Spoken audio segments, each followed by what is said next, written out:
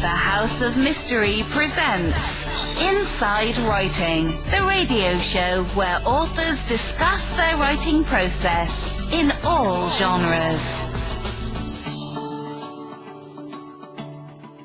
You've got mail. Welcome back into the House of Mystery. I'm Al Warren, and on the East Coast we have Mr. Dave Martino. Hey Al, how you doing? Yeah, good. See, no north. Awesome. No north, yeah, we just deleted it. We just deleted. That's one. That's gone. Too many words to say. It's way too many syllables. On a hot day, we don't say that. It's too much work. Yeah, too much work. Well, on the west here, we are in, we're 91 degrees right now. Wow. Melting. Yeah, it's going to be over 100 for the next 5 days. Oh. Yeah, I'll tell you. I'm staying inside. I don't blame you. You know, and whoever said it was cold in Canada.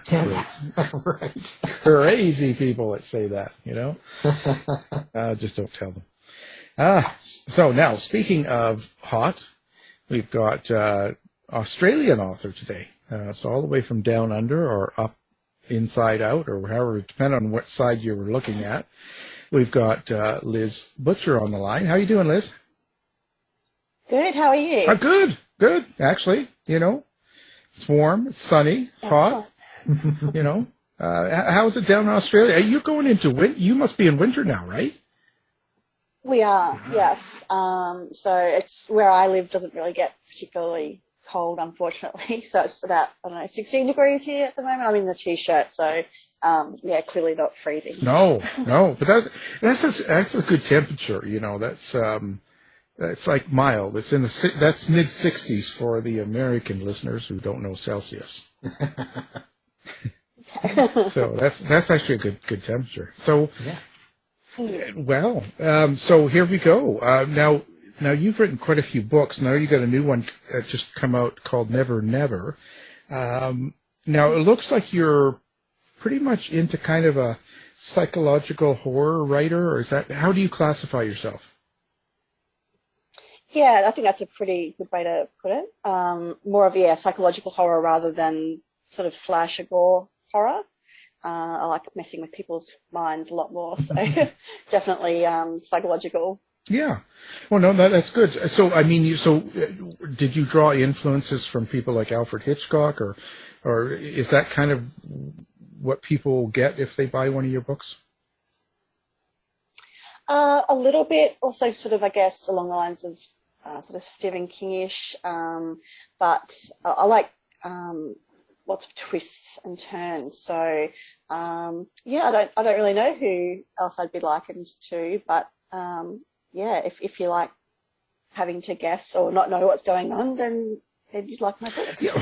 Well, but I guess you kind of said it right. You're not really into the slash and gore. It isn't about, we wouldn't really get into the descriptions of the murder and the bloodletting, so to speak. It would be a little bit more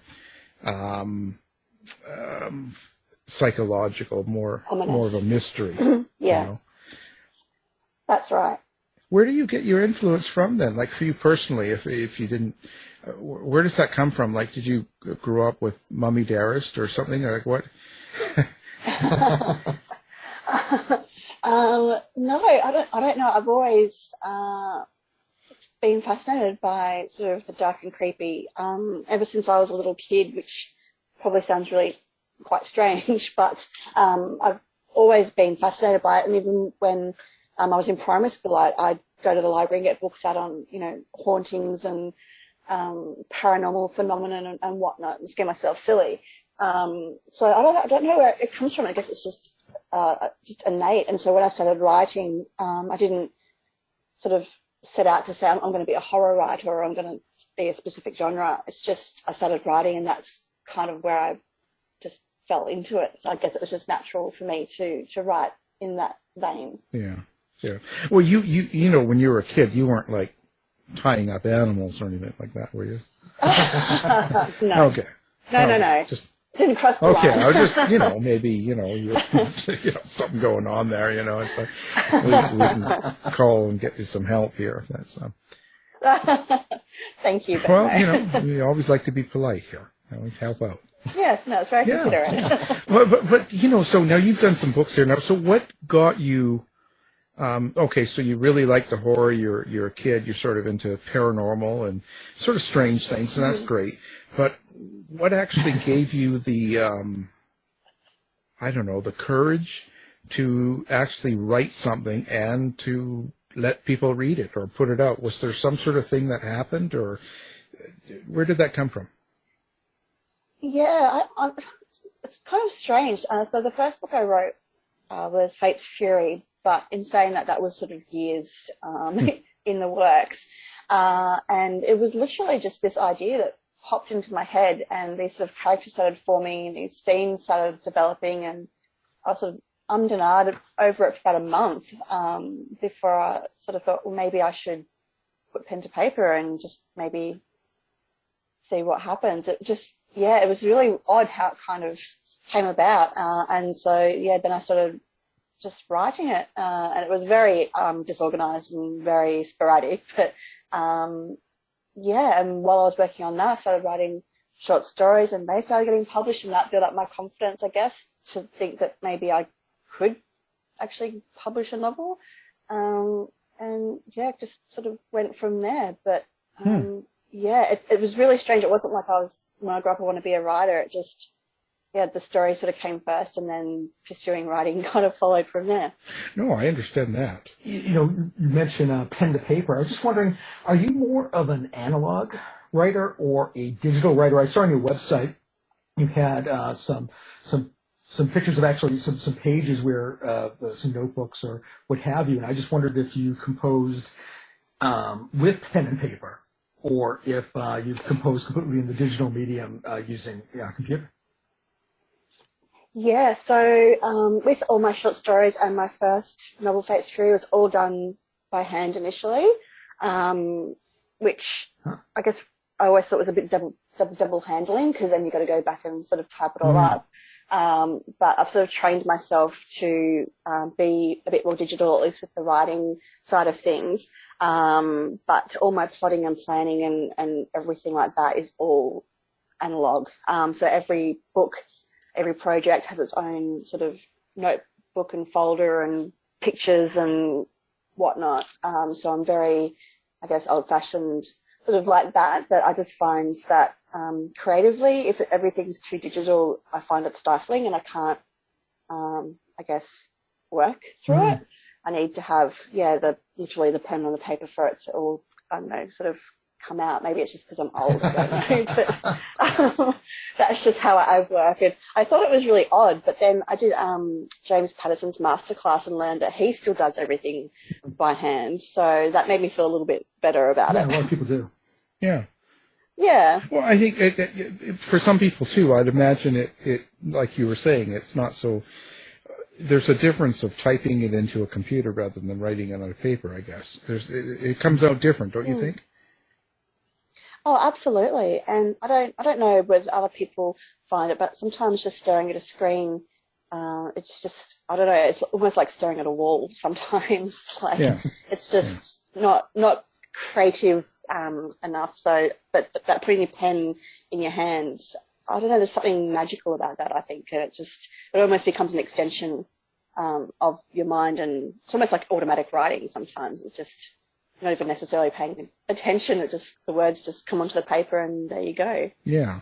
Well, Or is that just me? No. I mean, I say, it depends what's on your screen too, right? I mean, but so, you said pictures too. So do you draw pictures, or do you have pictures of the people you've murdered, or what? Well, that would be sort of giving myself away a little bit, wouldn't it? That's true. Don't want to do that. Let's not do that. No, let's not do that. Images of different things. So sometimes if I've got a specific idea of a character look, I'll have images of people to kind of put that together, or images of places that are going to be settings, if it's going to be a heavily visual type story, all sorts of things. Creepy pictures to set the mood, just anything that I just draw inspiration from, and it all gets kind of put in the one spot, so it's all together. Where did those ideas come from? Like, do you find that you're out shopping one day and you see something and it kind of comes to you, or you see a person, or you see something that happened, or where does these ideas come to you, and do you think you know why? Yeah, so it's a little bit of that, just sort of walking around doing everyday stuff, and an idea will pop into my head, which my husband finds quite creepy because, like, we'll be out shopping and I'll see something and then like, oh, but imagine if that had a knife and then this happened, and he's like, you're just creepy. Just don't even tell me. So I guess because I do write dark stuff, that the ideas turn dark very quickly when I get inspired in public. But other than that, it's sort of just dreams I have, or mostly just ideas that just randomly pop into my head.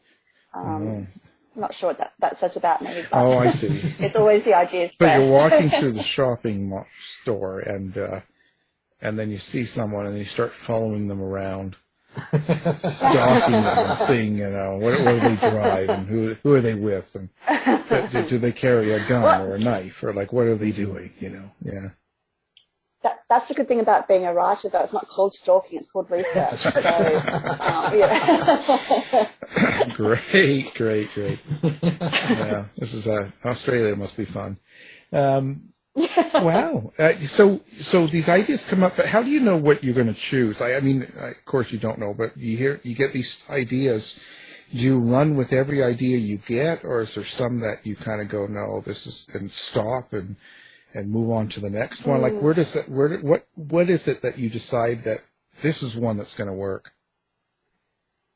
So it's usually whatever's the most persistent at the time. So I've literally got a box full of index cards and every index card's a different story idea. Like, I will never be able to write a story for all of them.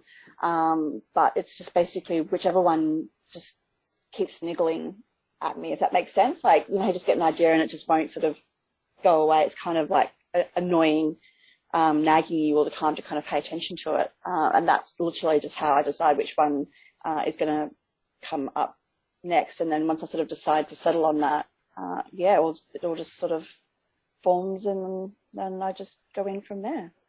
When you write, do you, I hear voices. I mean, that's what we talk about all the time. Do you hear the characters' voices in your head? Some people don't have an inner monologue, and I just find it, I find that fascinating. But I was just wondering, do you have an inner monologue? Is it more that you're seeing images or symbols that you're transcribing? I hear stuff and I transcribe, and I see some visuals, but I just wonder how that works for you. Yeah, definitely both. I definitely have the inner monologue that I hear, which, again, people find a bit disturbing. And I get visuals as well. But the inner monologue thing has always fascinated me, because I will be doing something like, I don't know, even reading a book or knitting or something, and I'll literally get this conversation sort of pop into my head, almost like I've just picked up a phone and start listening into a conversation midway, and I'm like, oh, okay. And then that's got to be included in the story. It's really odd how it kind of happens, and I don't know, I find it fascinating, but other people find it a bit creepy. Yeah. Now, is this the first husband you've had, or have you had quite a few? Yeah, just the first one and only. Going through the shopping mall, and you're hearing voices, and you're following people around, picturing them with knives. Yeah. It just kind of sounds a little different. Now, you said you have got two cats. Are they still alive, or? Yeah. Yeah, I did have 3, and one passed away recently, so now I've just got the 2. But she passed away because she was old, not because I did anything to her, just to make that clear. It's just like, wow. She's not scared to talk about it either. I tell you, pretty open and free. Okay, so we get the little story and the idea. So the characters, now where do you get them from? Again, it's more like meeting someone. I know that sounds strange, but usually the characters. Okay, that's fine. I'm just strange all over. Okay, I get it. But I mean, I don't really. It's not. A lot of people sort of sit there with a character chart and fill out information about what the character's going to be. But I've always sort of found my characters sort of tell me what they're going to be like. And then as I kind of get to know them better, I guess, on paper fill out their characteristics a little more. But, it's really hard to explain. I don't sort of sit there and kind of go, all right, well, what's this character going to be like? And, how am I going to make them look? It's more just, well, this is who I've met and this is what they're like.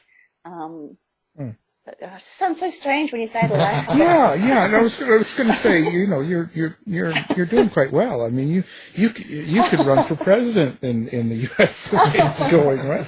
Well, yeah, that's not saying a lot.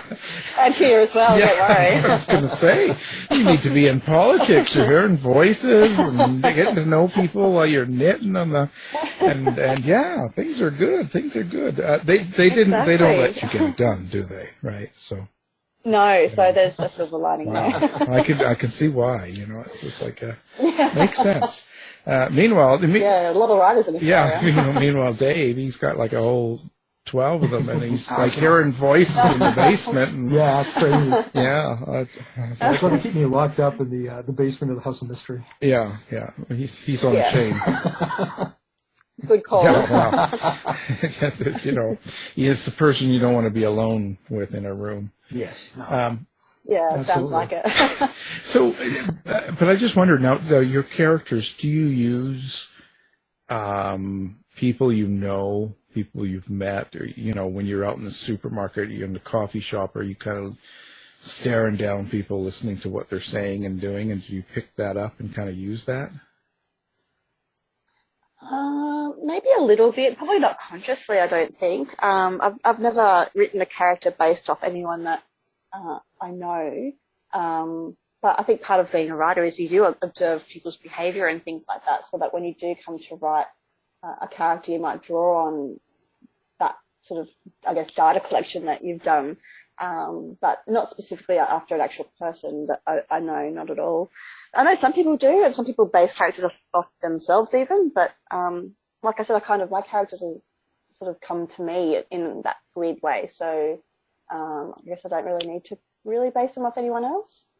I've seen that you write short fiction as well as novels. Do you feel that you're a natural short story writer or more of an actual novelist, or do you have a preference to which one you're doing? Or do you like them both equally? Yeah, I think I prefer novel writing now. Like, the short stories were a great way to, I guess, develop some writing skills when I was sort of working through my first novel, and just to, I guess, build up some confidence and get some work out there. I mean, there's pros and cons to both. Yeah. And when I switched to novel writing, as opposed to any more short stories, there were things that I kind of had to work a little bit harder at, because things like, I guess, plot development and characters and things like that, you touch on a lot lighter, and it's only a 10,000 word short story. Yeah. So when I moved to novels, I really had to spend a lot more time in the research phase, which I love anyway because I'm a total nerd, but there's a lot more padding out involved before you start a novel, as opposed to a short story where you can, just have the bare bones and still have a really good story. Are you any of your characters? No. At least not that I'm aware of anyway. I'm not consciously. They might have an odd bit of me here or there, but I don't. Yeah. Well, I just seen if you're maybe the killer or something. We're going to have to cover all bases here, because this is getting a little dangerous here. Yeah, but would you really expect me to tell you if that was Well, you're you're quite a ways away, so by the time the police got there, you could be, that's not a big deal, right? No, I just wondering that, but you must put yourself into each character, something. I don't think so. I'm just trying to think of all my main characters, but no, I don't really think that. Like the emotions, or maybe little gestures, or perhaps how someone would act or react, or is it that you take characters that you like? So the characters you do make, then, are they people you'd like or you don't like, or like kind of like?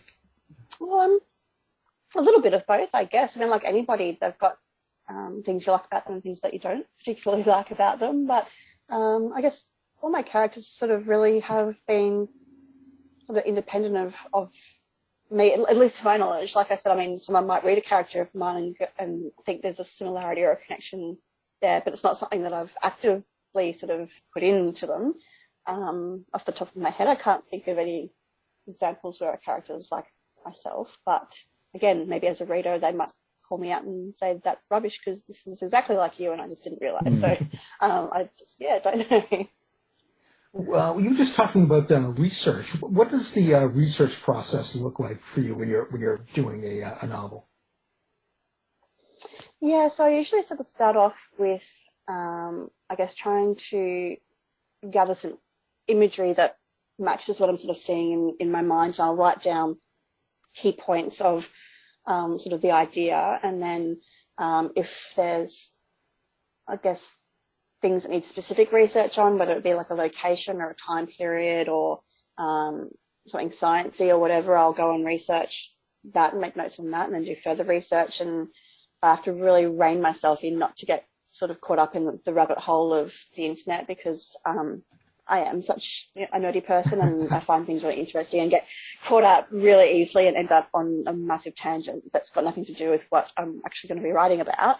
But then I sort of gather all that information, and then once I've got that, I'll sort of work on character research, sort of what their background is, where they're from, and I just lots and lots of research. I like things to be, even though I write obviously fiction and dark fiction at that, I like points to be factual where possible, if that makes sense, so that it's not all just like, so it's realistic, but in an unrealistic story.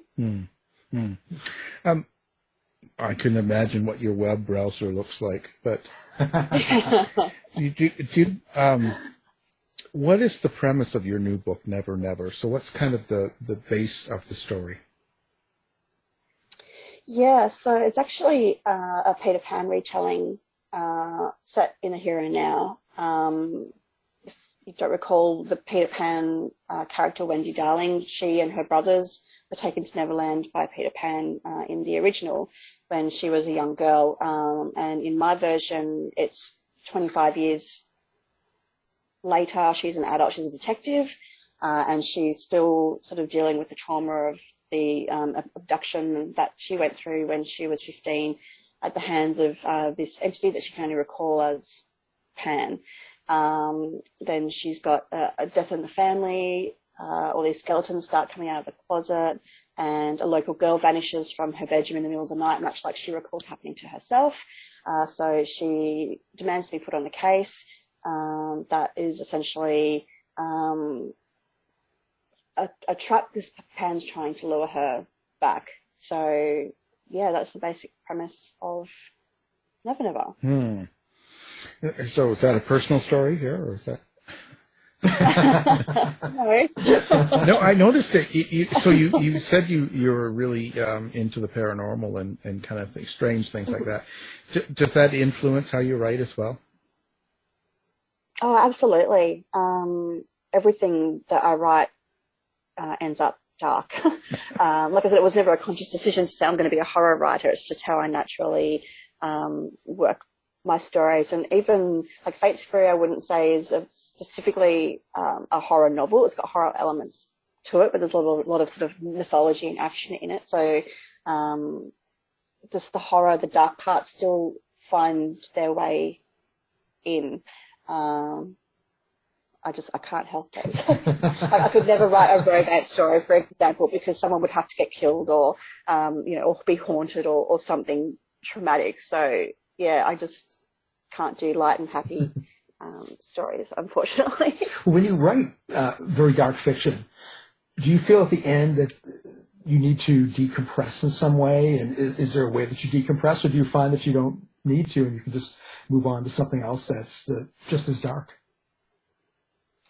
Yeah, I don't really need sort of the decompression time. I just, literally just move on to the next. It's not going to translate as scary to the reader, because when you write it, I find, because you know what's sort of coming, at least myself, I'm more conscious of the fact of making sure that it is going to be scary and take the reader by surprise, because, like when you know what's happening, it sort of takes the fear out of it as the writer, I find. She just moves on to the next body. Yeah, that's it. The next victim, you know. Yeah, don't even wait for it to get cold. Just move on. She's out looking for the next story, I'll tell you. Wow, wow, you have quite the life.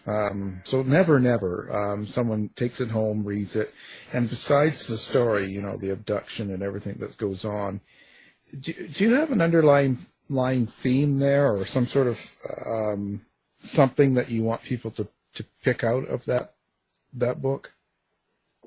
Yeah, most of my books do have that sort of underlying theme or sort of message, and with Never Never, it's sort of more about perception and manifestation.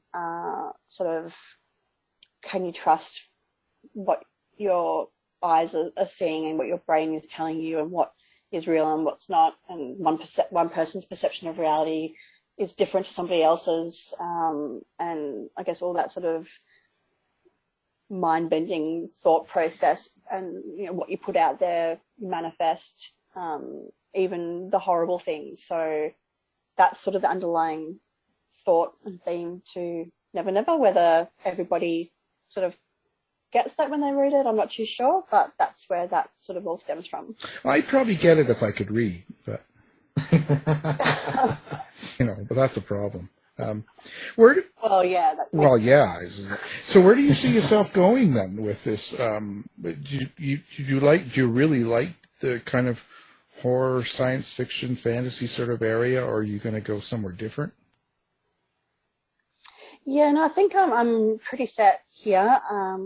Most of my books do have sort of a crossover genre, so I don't feel that I'm too limited in writing sort of the horror, dark fantasy, dark fiction. My second book, Maroon Manor, would be the only one so far I'd consider to be straight up horror. Resident Fate's Fury was a mishmash, and Never Never is as well. So, I mean, that's horror, but it's also got the detective crime side of things. And I just find when you're writing dark fiction, you can cross over with other genres quite easily. So, like my next one that I'm working on is going to be sort of a lot heavier in the fantasy side of things, but still very dark with the elements of horror. So, yeah, I can't really see myself writing anything else. So I just hope people keep enjoying reading horror, or else I'm in trouble. So it's kind of like your love story. Yeah, I guess you could say that. That's a nice way to put it. I was wondering, do you have any hobbies or activities that inform your work, that you draw from to help you create story? Wouldn't necessarily say hobbies exactly. I do have a degree in psychology, which I guess I do draw on quite a lot when working my stories. And I guess that's a combination of my love of the mind and my love of scary things. So yeah, but aside from hobbies, I mean, I like to knit. I'm a grandma, really, but I find that sort of something that's one of those times where I get those kinds of conversations popping into my head. So it's almost still kind of like working in a way. So grandma's knitting on the couch, and she's getting ideas about who she's going to stab with the knitting needle. Exactly. Hearing those voices chatting away. Talking away. Yeah, that's how it goes. And you're sure you only had one husband? Okay. So as far as he knows. Get a check under the floor. Yeah, under the floorboard. It's one of those. Poe. So the fantasy part, where does the fantasy come in? So what does that? Maybe explain that to some of the listeners. I guess it sort of changes from book to book. So with Never Never, it's sort of more of an urban fantasy, because we do have, this entity that's clearly not human, which is Pan, and a lot of sort of what's happening around him you couldn't exactly call realism. So that's where sort of the fantasy element for Never Never comes in. Whereas in my upcoming project, it's a lot more. It's a lot heavier with fantasy, so it's going to be world creating and all that type of thing, different realm. So yeah, it just kind of changes from book to book, the fantasy elements. It's not, I guess, the focus of my story so far. It will be in the next one, but I mean, all writing really is an element of fantasy if you look at it that way. Yeah, it really is. So with the last crazy year or two that we've had, has that affected your writing? Does it get in the way? No, it actually, the timing, it sounds awful, but it kind of fell into place for me. So I had been working in a corporate job for about 7.5 years, and I'd been slowly reducing hours to start my own business as a ghostwriter. And so just before COVID hit, I was already in discussions with my manager to go on a 6-month career break, which essentially means you have 6 months unpaid leave to pursue whatever it is that you want to pursue, and if it falls through, you've still got a job at the end of it to come back to. So that was already sort of lined up. So basically when COVID hit and all the offices shut down and we had to work from home, I worked from home, I think not even quite 2 weeks before my leave kicked in. So it didn't really affect me work-wise because that was sort of already my plan to do that, if that makes sense. Yeah. So, I've been writing full-time for, just over a year now. So I guess I was very fortunate. That was good of the job, too. I mean, because they give me a 6 month to leave. I was going to go be a dancer, and it didn't work. So I came back to work because it just wasn't, No, but I mean, with the COVID, and all of it, just mean the dark things when you're in a stressful event. So in real life, outside of your home, so it's something really happening. It's like there's all this stuff going on. Does that influence or does that seep into your writing, so to speak? Do you think your writing gets darker? I've talked to some writers that say they totally get into fantasy and they get totally out of the real world. So do you find there was an effect that way on you? Yes and no. I find that if I'm particularly emotional about something, that does definitely seep into the writing, but I usually try and find a way to use that. So if I feel that that's going to be an issue, I'll work on something that requires, a heightened level of emotion or anxiety or whatever, and just try and feed that into the writing, almost kind of like a therapy or outlet. But I don't know. It doesn't happen all the time, which is a good thing. But I do try and, I guess, use that silver lining, I suppose. Well, you mentioned corporate jobs. Do you find that having worked in a corporate, doing corporate work itself and the deadlines and such, do you find that makes you a more efficient writer? No.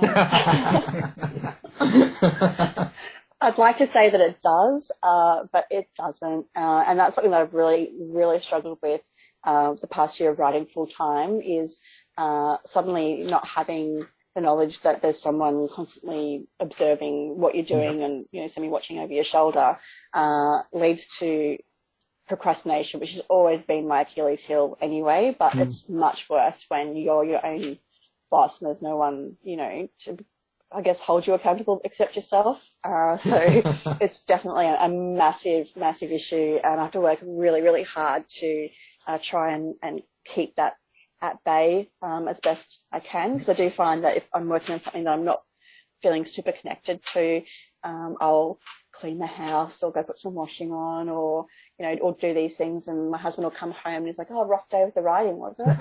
I'm like, what makes you say that? Whereas if it's a good day with writing, he'll come home and there's literally like just the house looks like a bomb's hit it and nothing's been done, and then he knows I've had a productive writing day. So it's just one of those things. Oh yeah, no, I agree with that too. But I sort of look to break up the monotony as well. I like to go back and forth. to the wash or to the vacuum or something. I like to kind of take breaks. But Yeah, I probably should take breaks more than I do when I'm not procrastinating. But I find that when I'm having a really good run, I don't want to jinx it. And so I'll just sit at my desk until that's all sort of come out. Which isn't necessarily good because then you've got a sore back and a headache and like whatever. But I guess because I know my penchant for procrastination, I kind of don't want to put myself in a position where I've ruined a good writing streak because I've taken a break and then got distracted and then procrastinated for 2 hours and then it's gone. So what do you do for fun? Like what's your outside entertainment when you get away from writing? Yes, I love getting out in nature. We love going to the beach or sort of walking through the bush or just getting out in some fresh air, especially when you spend 90% of your life sort of at your desk. It's nice to go out and explore a little bit. And my daughter loves going on, she calls them little adventures. So we love to do that when we can. And otherwise just the usual reading and writing I do for fun. I don't know. I love writing. So even when I'm not working on something, I'll be doing something writing related somehow. Just because I don't know. I'm a nerd and I like it. Well, no. It makes me happy. And so you're talking about ghostwriting and stuff. I guess ghostwriting really makes you a better writer in a way, doesn't it? Because you're kind of doing a lot of things for other people. Yeah, absolutely. And it definitely makes me, well, I feel it's made me a better writer because I'm, I guess, exposed to things that I wouldn't naturally write for myself. So I'm exposed to different genres or nonfiction and different types of writing projects. So it really does expand your horizons as far as the writing's concerned. And it can be challenging as well because of the fact you're writing things that I guess don't feel quite as natural to you to write. What if you get something I love the challenge. What if you get some really, really bad thing to write and you really can't stand it and you think this is the worst? Have you ever had to do some ghostwriting for something you're really not into? You don't have to tell us, but if you do, that's fine. Bad person if I say yes. We won't tell anyone. Yeah, we won't tell anybody. So just nobody. Thanks. Just say the name and we'll. Oh no, I have had one or two projects that I didn't love that I did have to really work at, and that's where the procrastination would really sort of kick in because I wasn't super keen on it. But like I said, you work for yourself. You've got to, put your head down, your butt up, and just get on with it, like any job. Some days, and I'm just lucky that 90% of the time I love my job now. But there's always going to be some things that you don't enjoy as much as others. I still have to get done though. Mm. So, and wonderfully, I'm not someone to half-ass it. So even if I'm not enjoying it, I'll still give it 150%. Have you ever? So who do you think's just a terrible writer? What's the worst book you ever read? Come on, give us the names. You won't tell anyone. I can't. No. I can't. Come on. The name definitely came to mind as soon as you said it. Well, okay, so without saying the name, but is it someone that's fairly popular? So how does that make you? Yeah. So just print the name and show it to me. No. But how does that make you feel then as a writer when, let's say, someone that you think, it's just without being into the person, but it's just you look at the work and you go, oh God, this is awful, but yet it sells really well. What do you think of that? Like, what do you think the secret to that is? Oh, it's bloody annoying. If I knew the secret, I'd be totally taking it on board. But, I don't know. It is frustrating when you read something, you think, this is such rubbish and everyone loves it and everyone's talking about it.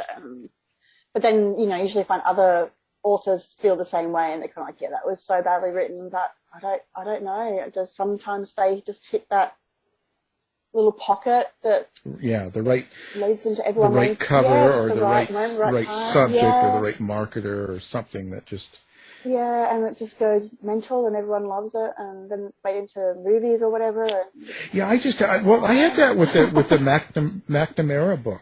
HBO made a series about the Golden State Killer, and she was writing about it, and I couldn't get through the book. It was awful.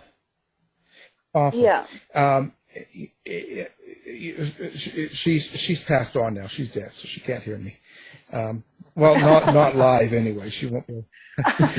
No, but so much. I just didn't like the style, and I didn't like the way that she talked about her own life. But it was a huge hit, and everyone's saying what a good book and all this. It's sort of bizarre how that is. Yeah.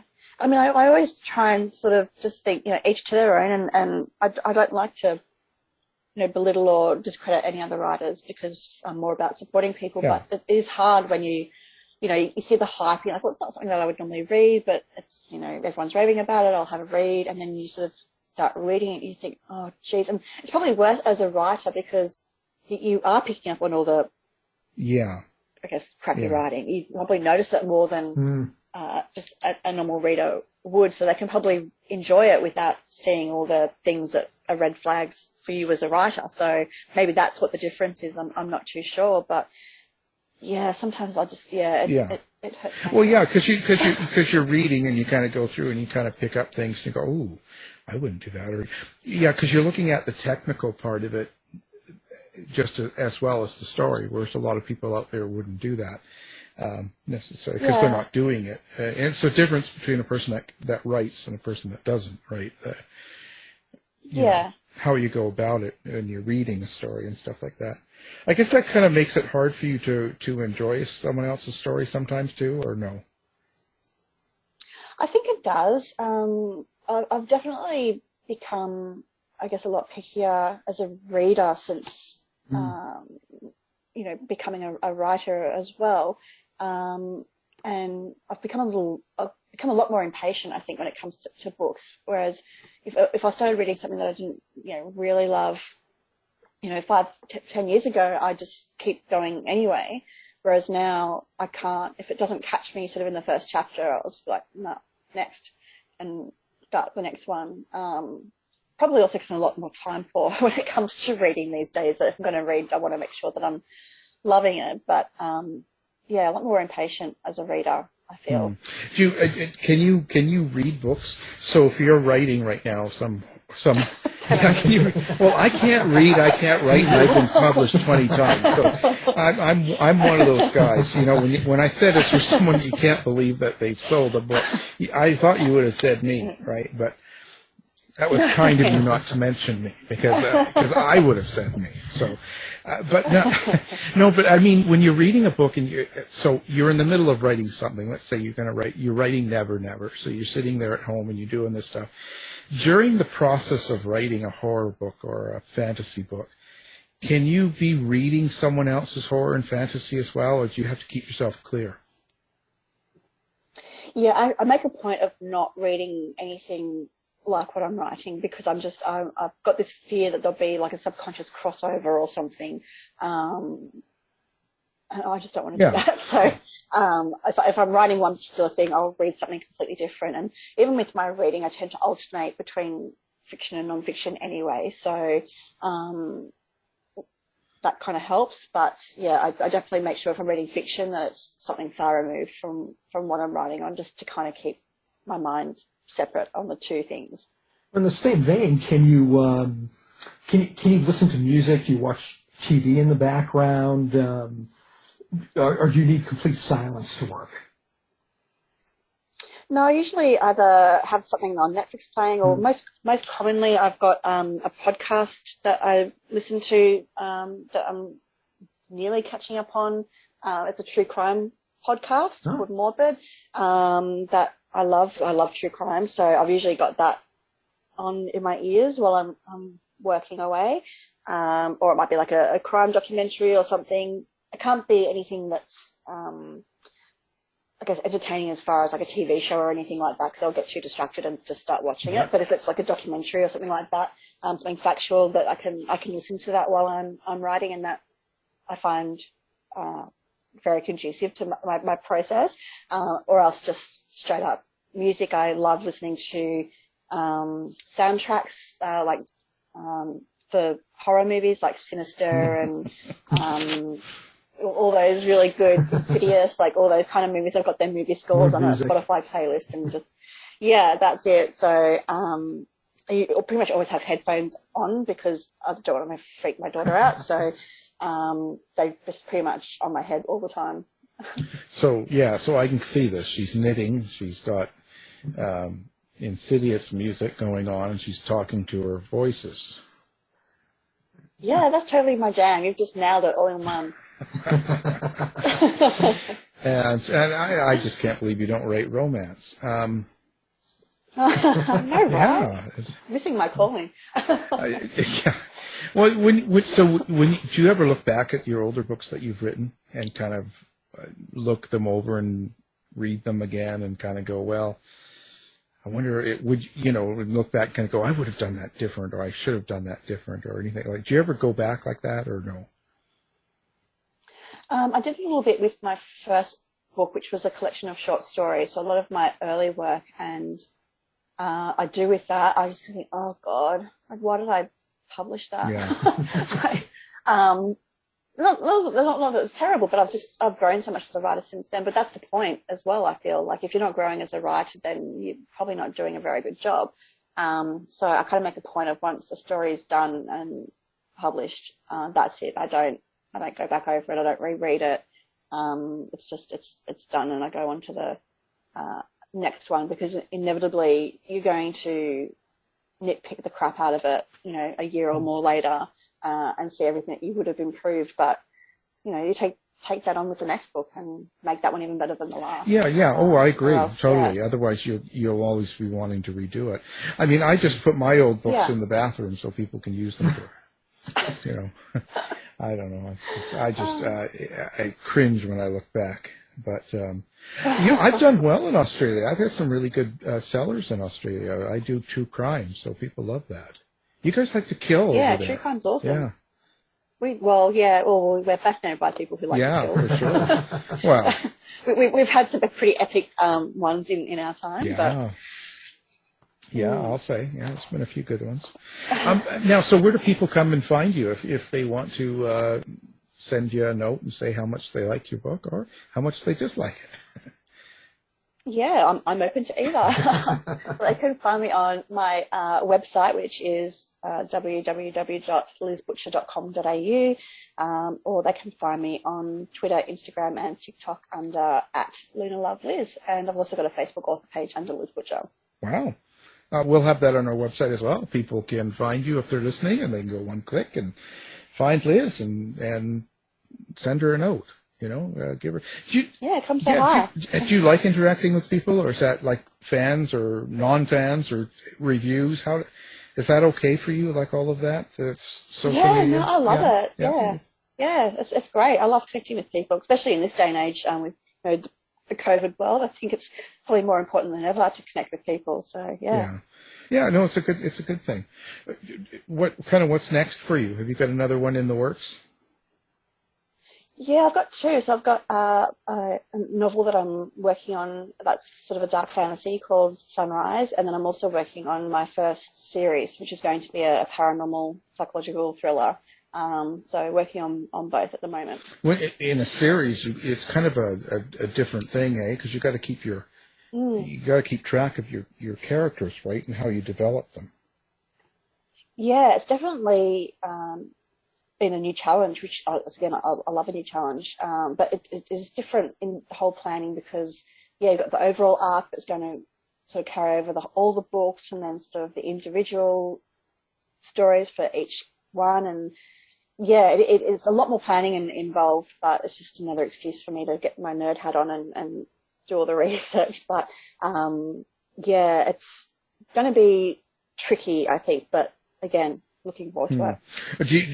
Have you outlined the whole thing, like the series of however many books you're doing, and then you're going to put it in, or you just sort of, how do you go about that? Yeah, I've sort of roughly planned sort of how many books I feel it's going to need, and then sort of key points over each one. And I've planned out the entire first one. And then I'm sort of in two minds what to do next. I've heard some series writers say they plot out every single book before they start writing the first one. That's a better way to do it. I'm just going to find how it's going to work. For me. That's got to be a real interesting process, because as you go through each book and each storyline, you've got to remember what the characters have done in previous books. Yeah, and I guess my biggest concern at the moment is if I go ahead and write the first one because it's all plotted out, and then move on to sort of the next one, and then I get sort of a new idea or a new plot twist that comes through, and then I think, oh, that would have really been great to have some foreshadowing of that in the first one. Do you know what I mean? And then, but you can't go back if you've already done and released the first one. So yeah, I'm still in two minds as to how that process is going to look at the moment. But watch this space, because it will happen. Well, you could always make the first one a dream. Yeah. If all else fails, it was just a dream. They woke up in their bed and they go, wow, that was a weird dream. And then you can bring in for this. You see, that's great. See, you can get an extra novel out of this. You figured it out, Al. I'm going to help you do this. This is going to be great. I'll be sure to credit you. Have you ever thought of collaborating? Do you ever work with other writers? Well, I kind of do with the ghostwriting, to be honest. Many of those are collaborations. I just don't get, I guess, my name on the book for it, but a lot of them are very much collaboration. So I'd totally be open to doing collaboration with another author where we're both on, the front page or whatever. But yeah, I do that all the time now, daily with my work. So I enjoy it. It's great to bounce ideas off with another person, or help bring their ideas out into the open with a bit of clarity. And sometimes it can be really challenging if you're not both seeing the same thing. But for the most part, I find it really great because you just get that quite often another perspective that you wouldn't consider. And it more often than not makes it for a better story. Yeah, I was going to say, because if you're not seeing the same thing, the same image of what a character is or a story's going to go, it could be kind of strained, or it could be a little difficult. But you can just tell them, look, I'm the writer. I'm usually a little bit more diplomatic than that. I'm usually like, well, it's your project, and we'll do what you want, but this is where my thought process is, and I try and explain to them exactly how I'm seeing it, and then they still say no. Then you put your foot down and say, look, I know how to write, you don't. No, I'm like, it's your project, we'll do what you want. We'll but, do it. That would be the difference. I think working with another writer is that you would be both equally on the same page, as opposed to being a hired ghostwriter where sometimes your hands are tied and you can put your best ideas forward, and sometimes you've just got to bite your tongue and well, that doesn't work for me. I walk in the room and everyone bows, and and I snap my fingers and they run. No. Well, see, most of my clients live in different countries, so I don't have that benefit of walking into a room and everyone's bowing down. It's all done online, unfortunately. But they could do it on Zoom. Same thing. Yeah. Well, yeah, maybe I should start demanding that as part of my That's rate. right. Put in the contract. Have your people talk to my people, and yeah. I'll sign your NDA if you film yourself bowing down. Thank you. Yeah, don't call us. We will call you. Yeah. Man. Well, it's been a great interview, and we really appreciate it. And we've learned so much. We've learned that Australian writer Liz Butcher actually likes to sit in her chair and knit, listen to heavy metal music, and talk to voices. And out of that comes these great books. And the newest book is what we've sort of focused on, or all sorts of writing, but our newest book is called Never Never. And our guest, Liz Butcher. Thank you for being here. Thank you so much for having me. Thanks, Liz. To find out more about our show, guests, or to listen to past shows from our archive, please go to www.houseofmysteryradio.com. mission has been completed. The end! By George, he's got it! It is the end! I'll see you. If you're lying to me, I'll be back. This has been a production of Something Weird Media.